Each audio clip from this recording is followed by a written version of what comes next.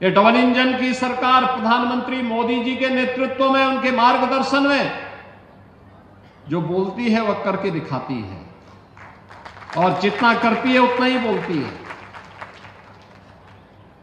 हम लोगों ने कहा था ना कि रामलला हम आएंगे, मंदिर वहीं बन गया ना, मंदिर अयोध्या में। कोई संदेह है?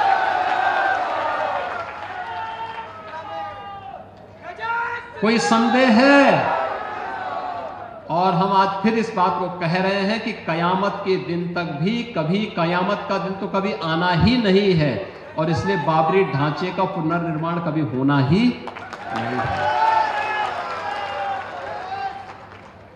जो कयामत के दिन आने का सपना देख रहे हैं, ऐसे ही सड़ गल जाएंगे, कभी वह दिन आने वाला नहीं है।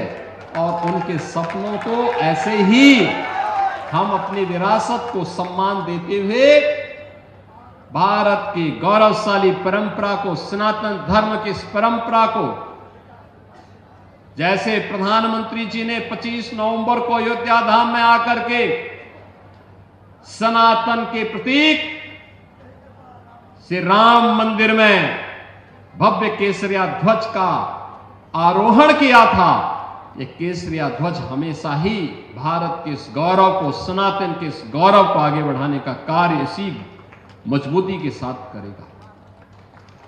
बहनों और भाइयों, आप याद करिए ना, अयोध्या में 500 वर्षों के बाद एक गौरवशाली क्षण हमारे सामने आया। इन 500 वर्षों में अनेक राजा महाराजा आए, अनेक सरकारें आई होंगी। 1947 में भारत आजाद हुआ, 1952 में पहली चुनाव के बाद सरकारें बनी,